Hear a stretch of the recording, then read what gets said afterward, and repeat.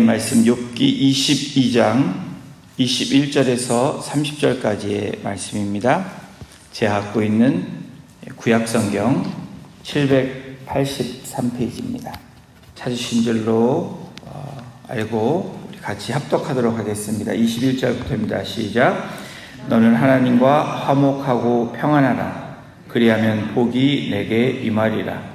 청하건대 너는 하나님의 입에서 교훈을 받고 하나님의 말씀을 내 마음에 두라.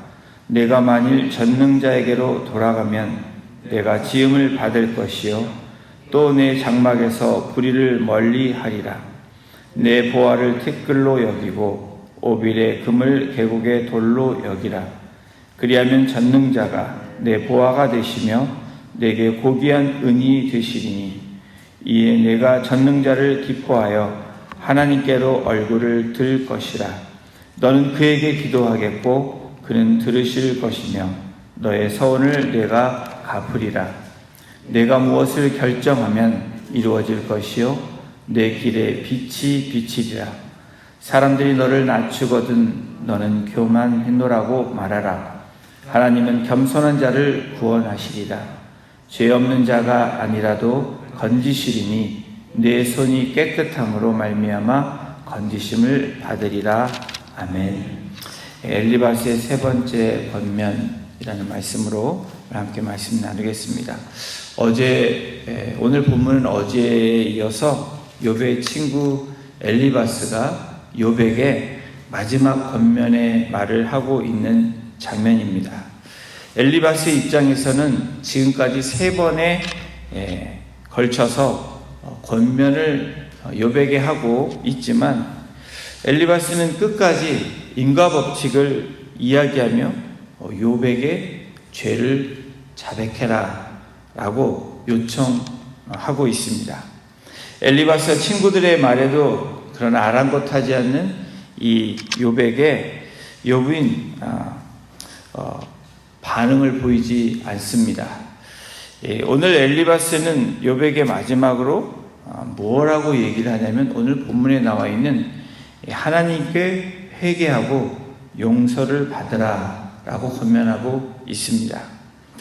사실 하나님께 회개하고 용서받는 것 그건 당연한 일입니다. 또 오늘 저와 여러분들도 그러한 가운데 이 자리에 나와 있습니다. 그러나 욥을 볼 때 의인이라고 칭한 하나님이 욥을 향한 그 마음을 볼 때 이 엘리바스는 하나님과의 다른 모습으로 다른 뜻으로 이야기하고 있는 것을 우리가 알 수 있습니다. 욥을 향한 엘리바스의 권면이 무엇인지 오늘 본문을 통해서 함께 살펴보겠습니다. 우리 21절에서 23절 같이 다시 한번 읽어보겠습니다. 시작. 너는 하나님과 화목하고 평안하라. 그리하면 복이 내게 임하리라. 청하건대 너는 하나님의 입에서 교훈을 받고 하나님의 말씀을 내 마음에 두라. 내가 만일 전능자에게로 돌아가면 내가 지음을 받을 것이며 또 내 장막에서 불의를 멀리 하리라. 오늘 이 본문 21절 23절을 보면 이 엘리바스는 욥에 대한 확신이 있습니다. 어떤 확신이냐면 욥이 당하는 고난은 욥의 죄 때문이라는 그 기본적인 전제를 가지고 오늘도 이 세 번째 욥을 향한 권면을 시작하고 있는 것입니다. 모든 것이 욥의 죄 때문이라는 확신으로 이 엘리바스가 21절에 뭐라고 얘기했냐면 하나님과 화목하라 그리고 평안하라. 하나님과 화목하고 평안하라 라고 회개를 촉구하고 있는 것입니다. 하나님과 화목하기 위해서 오늘 또 이 성경을 통해서 엘리바스가 하나님을 통해서 그리고 욥에게 말하고 확신하고 있는 그 말이 무엇인지 함께 살펴보겠습니다. 첫 번째로 하나님의 교훈을 받고 마음에 두라고 권면하고 있습니다. 이 마음에 둔다라는 이 의미는 피와 생명이 움직이는 그 심장, 그 애정 속에 둔다라는 의미의 이 원어의 뜻이 있습니다. 가장 중요하게 그리고 항상 가까이, 그리고 꼭 해야 되는 의미가 바로 마음에 둔다라는 것입니다. 여러분 그렇지 않습니까? 여러분들도 마음에 두는 일은 왜 마음에 둡니까? 중요한 일이기 때문에, 그리고 항상 가까이 두고 싶고 해야 되는 일이기 때문에 그렇습니다. 왜 사람들은 그렇다면 하나님의 교훈을 마음에 두지 않을까? 라는 질문을 우리가 한번 해본다면 그 질문에 대한 답은 이럴 것입니다. 나의 좋아하는 대로 하려 하고 하나님의 교훈대로 할 마음이 없기 때문입니다. 하나님의 말씀과는 상관없이 내 뜻대로, 내 원하는 대로, 그렇게 사람들이 자기의 좋아하는 습성대로 행하는 그 마음들이 우리에게 있습니다. 그래서 어쩌면 내 마음이 아닌 하나님의 뜻대로 그렇게 하나님의 교훈을 받고 그 하나님의 교훈을 마음에 두라라고 이야기하고 있는지 모릅니다. 우리가 이 문제를 깊이 한번 생각해 보아야 됩니다. 이 이야기는 바로 불순종에 대한 이야기입니다. 우리 심령 안에 자리 잡은 불순종의 죄, 바로 원죄가 자리 잡고 있기 때문에 이것이 발동하기 시작하면 여러분 내 뜻대로, 내 소견대로, 내 방식대로 살아가고 그렇게 행한다는 것입니다. 여러분 예를 들어서 순종치 않은 자식의 경우를 우리가 한번 생각해 볼 수 있습니다. 부모님의 말을 듣지 않습니다. 그뿐 아니라 부모님의 말을 듣는 것조차도 싫어합니다. 우리 어른들이 이런 얘기 하시죠. 이제는 아이들이 내 말을 듣지도 않고 내 말을 우습게 생각한다. 그리고 내가 말하는 것을 좀 무시하는 듯한 발언들 한다. 이렇게 느낄 때가 있으실 것입니다. 이런 것처럼 순종치 않는 자녀들, 부모의 말을 듣지 않는 자녀를 생각해 본다면 왜 그럴까? 그것은 그 부모의 말을 듣는 것조차도 싫어하고 마음에 두지 않기 때문입니다. 여러분 이것은 무엇을 얘기하냐면 오늘 이 엘리바스가 얘기하는 바로 욥을 향해서 욥 너가 너의 죄 때문에 그런데 왜 회개하지 아니하냐? 하나님께 돌아오라. 하나님의 말을 듣고 그 말씀을 새겨서 네 마음에 두라 라고 이야기하고 있는 것입니다. 또한 오늘 이 엘리바스가 이야기하는 하나님과 화목하기 위해서 엘리바스는 무엇을 말하고 있습니까? 하나님의 교훈을 받고 그 교훈을 마음에 두라 라고 이야기합니다. 그리고 두 번째 이 권면이 전능자에게 돌아가라, 하나님께 돌아오라 라고 권면하고 있습니다. 하나님께 돌아가는 것은 여러분 저와 여러분들이 말로만 해서는 되는 것이 아니라는 것을 알 수 있습니다. 좀 더 구체적으로 우리가 되어져야 됩니다. 말로 돌아가는 것이 아니라 진실되게 실행되고 실천되어져야 된다라는 것입니다. 하나님은 우리 눈에 보이지 않는데 우리가 어떻게 하면 하나님께 돌아갈까? 23절에 구체적으로 이야기합니다. 내 장막에서 불의를 멀리하리라. 하나님께 돌아가는 방법 중에 구체적인 방법이 불의를 멀리하는 것입니다. 하나님의 뜻이 아닌 것을 멀리하는 것, 그것이 바로 하나님께 돌아가는 것이다 라고 엘리바스를 통해서 오늘 성경이 말씀하고 있습니다. 특별히 장막에서 불의를 멀리해야 된다라고 이야기합니다. 장막에서 불의는 우리 가정의 죄악을, 또 우리 공동체의 죄악을 예를 들 수 있습니다. 또 우리들의 모습을 한번 돌이켜 볼 수 있는데 밖에 나가서는 잘하는데 집에만 돌아오면 이상한 행동을 합니다. 또 교회에서는 그럭저럭 잘하는데 집에 돌아가면 다른 모습이 되는, 누가 봐도 괜찮은데 집에서는 아주 그 처절한 모습이 나타나는, 거칠고 때로는 난폭하고 다른 사람으로 살아가는 모습이 있다면 이것도 어쩌면 장막에서 불의를 행하고 있는 모습이라는 것입니다. 이 불의를 멀리 하는 것이 하나님께 돌아가는 것. 다시 말하면 마음이 하나로 그리고 행동이 하나로 되어지는 모습이 하나님께 돌아가는 모습이라고 이야기합니다. 또는 하나님과 화목하기 위해서 엘리바스는 무엇을 말하고 있냐면 하나님의 교훈을 받고 그 교훈을 마음에 두라라고 이야기합니다. 그리고 전능자신 하나님께 돌아가라 라고 권면하고 또 세 번째로 하나님을 대신하는 것을 버릴 것을 권면합니다. 우리 24절 25절을 함께 보십니다. 내 보화를 티끌로 여기고 오빌의 금을 계곡의 돌로 여기라. 그리하면 전능자가 내 보화가 되시며 내게 고귀한 은이 되시리니. 우리는 이 세상에서 아무리 좋은 것들이라도 오늘 성경이 뭐라고 말합니까? 진토나 돌같이 버리고 그것들에 대해서 애착을 갖지 말라라고 이야기합니다. 여러분, 다시 말하면 우리가 귀중히 여기는 것을 하나님보다 더 귀하게 여기지 말라라고 이야기합니다. 여러분, 경금여석이라는 이 한자를 아실 것입니다.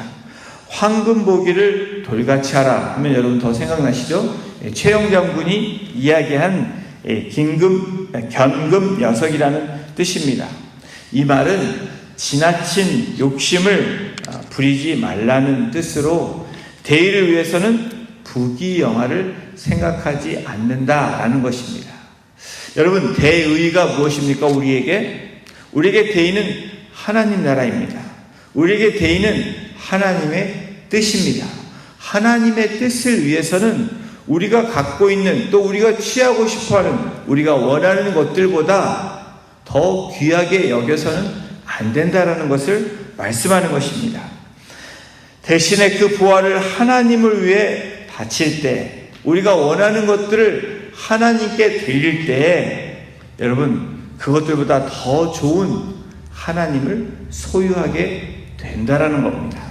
하나님을 내 마음으로 모시기 위한 일이라면 우리가 무엇이든지 희생할 줄 아는 것이 바로 대의라는 것입니다.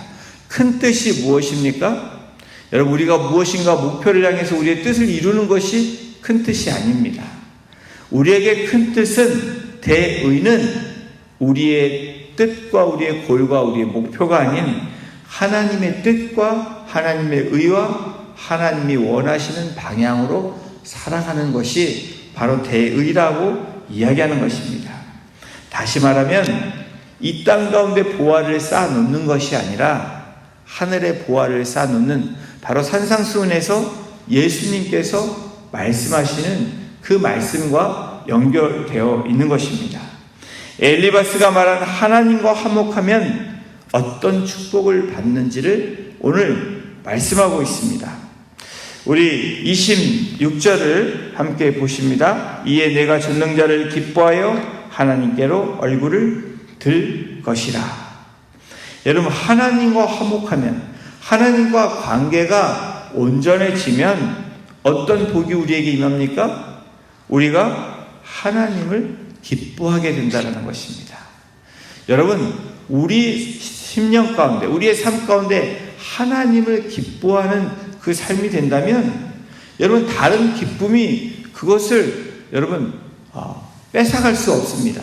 다른 기쁨으로 채울 수 없는 것이, 최고의 기쁨은 하나님을 기뻐하는 것이라고 얘기합니다. 하나님은 당신의 백성들이 고난을 당하며 슬픔 가운데 거하는 것을 원치 않으십니다. 저와 여러분들이 슬픔을 당하는 것을 원치 않으신다라는 겁니다. 그러므로 용서와 사랑을 베푸시며 화평 가운데 거하게 하심으로 기쁨을 누리게 하시는 그 복을 우리에게 제공해 주신다는 것입니다. 하나님의 은혜를 외면함으로 새로운 생명을 부여받지 못하는 자들은 여러분 영혼의 갈증을 풀 수 없습니다. 그러나 하나님을 기뻐하는 자들은 끊임없이 솟아나는 그 샘, 바로 이 정결한 샘에서 일하는 그 즐거움을 경험하게 되는 복을 취하게 된다라고 말씀합니다.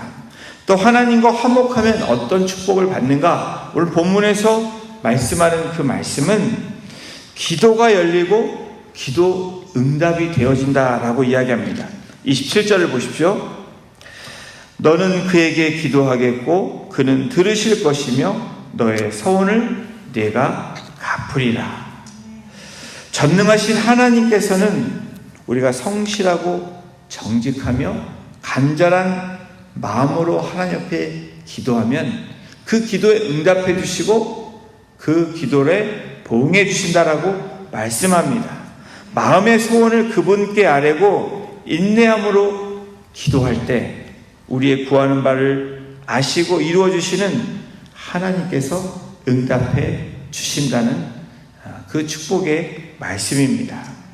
또한 하나님과 화목하면 어떤 축복을 받는가? 오늘 성경에 쓰여진 그 축복은 그의 경영하는 일이 형통해진다라는 것입니다. 우리 28절을 보십니다. 내가 무엇을 결정하면 이루어질 것이요 내 길에 빛이 비치리라. 여러분, 우리의 결정하는 일이 이루어진다라는 겁니다. 그리고 우리가 가는 길에 빛이 비춰진다. 근데 우리의 생각과 우리의 뜻으로 하면 안 된다는 것입니다. 하나님과 화목해야 된다는 거예요. 하나님과 깊은 교제가 일어나고 하나님과 깊은 교제가 일어나는 그 뜻대로 살아가면 하나님께서 우리의 경영하는, 우리의 가는 길, 또 우리가 하는 모든 일들을 형통하게 하신다는 것입니다. 전능하시며 완전한 지혜를 갖추신 하나님은 우리로 많은 열매를 맺게 하셔서 영광을 받으시고 영광을 드러나게 하십니다. 경영하는 모든 일들을 형통의 길로 인도하여 주시는 그 하나님의 은혜를 경험하는 저와 여러분이 되기를 주님의 이름으로 축복합니다. 그리고 하나님과 화목하면 어떤 축복을 받는가? 29절에 보면 남들에게 천대와 멸시를 받으면 하나님께서 도리어 높여주신다는 것입니다. 여러분, 하나님과 화목하는 자들에게는 세상이 욕을 하고 세상이 비판하고 나를 힘들게 할지라도 하나님이 때가 차면 어떻게 하십니까? 천대와 멸시를 받는 그 하나님의 백성을 하나님께서 도리어 높여주신다는 것입니다. 그 예로 누구를 예를 드십니까? 하나님은 우리 중보자신 예수 그리스도를 우리에게 나타내 주시고 우리에게 보여주시고 또 그것이 증표가 되게 하셨습니다. 높아지길 원하는 인생은 낮아지면 좌절합니다. 높아지면 교만해지기 쉽습니다. 그러나 여러분, 저와 여러분들이 하나님과 화목하고 하나님을 믿는 자라면 낮아진 그 순간이 가장 높아질 수 있는 축복의 시간임을 믿는 저와 여러분이 되기를 주님의 이름으로 축원합니다. 또한 어떤 축복이 있냐면 30절에 보면 그로 말미암아 죄인들이 구원을 받게 된다라고 이야기합니다. 30절입니다. 죄 없는 자가 아니라도 건지시리니 내 손이 깨끗함으로 말미암아 건지심을 받으리라. 여러분, 가장 귀한 우리에게 축복이 있다면 어떤 축복입니까? 이제까지 살면서 여러분들의 가장 큰 축복은 무엇이라고 생각하십니까? 바로 예수 그리스도를 나의 구주로, 나의 하나님으로, 나의 주님으로 여러분 고백하며 구원의 그런 은혜를 경험한 것이 가장 복된 일이라고 저와 여러분들은 다 같이 이야기할 수 있을 것입니다. 스스로 죄 없다고 자처하는 의인은 구원의 대상에서 제외됩니다.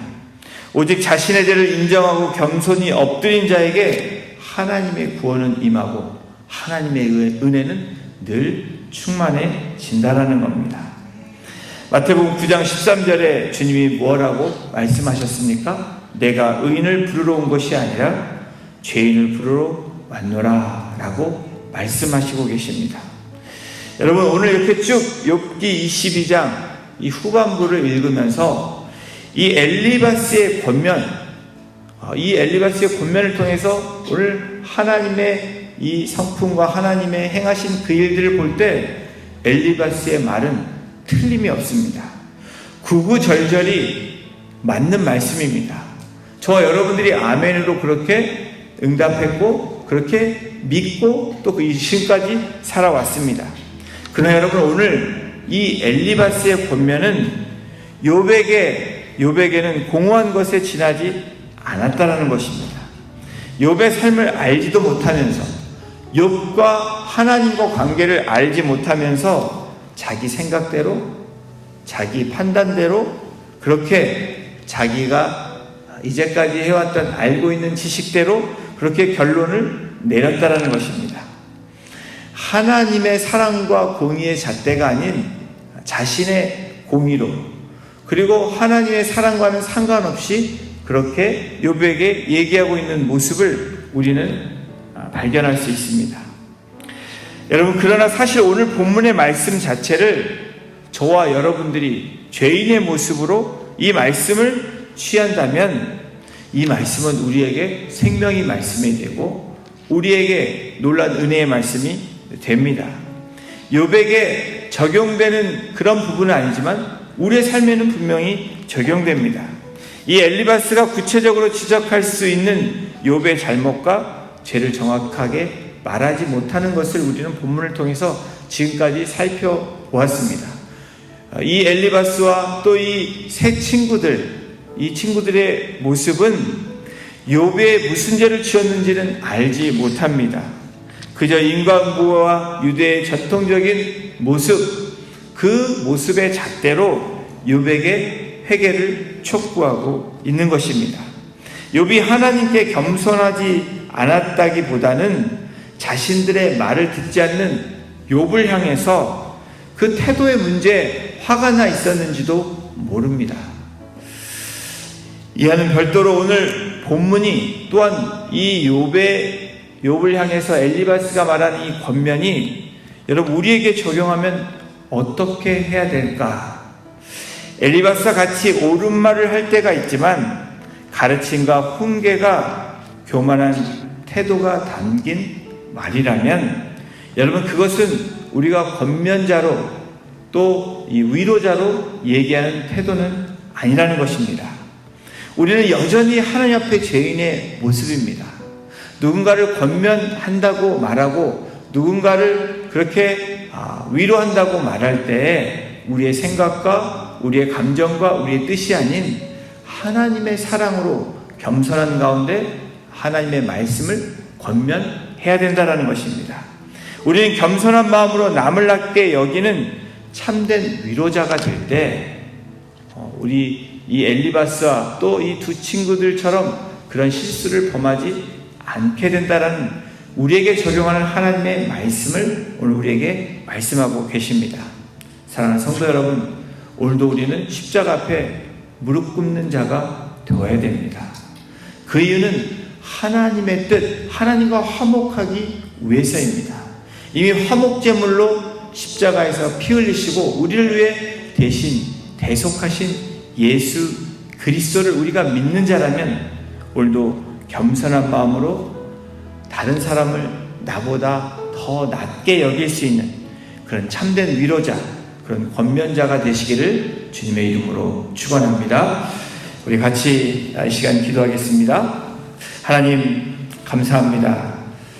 오늘도 이 엘리바스가 구구절절히 하나님과 화목해질 때 그 놀라운 축복들을 얘기한 것처럼 또 그 말들이 틀림이 없음을 우리가 고백하고 아멘으로 나아가지만 주님, 오늘도 우리가 우리의 마음과 우리의 태도를 다시 한번 돌이키며 하나님 앞에 겸손한 모습으로 다른 사람들을 나보다 낮게 여기며 판단하지 않고 우리가 정죄하지 아니하고 주님의 사랑으로 또 주님의 말씀으로 다가가 그들을 축복하며 권면할 수 있는 위로자의 역할을 감당하게 부족함이 없도록 우리를 주장하여 주시고 예수 그리스도를 닮아가는 그 작은 예수로 살아갈 수 있도록 우리를 주장하여 주시고 인도하여 주시옵소서. 오늘 하루도 우리의 삶이 복된 삶이 되기를 간절히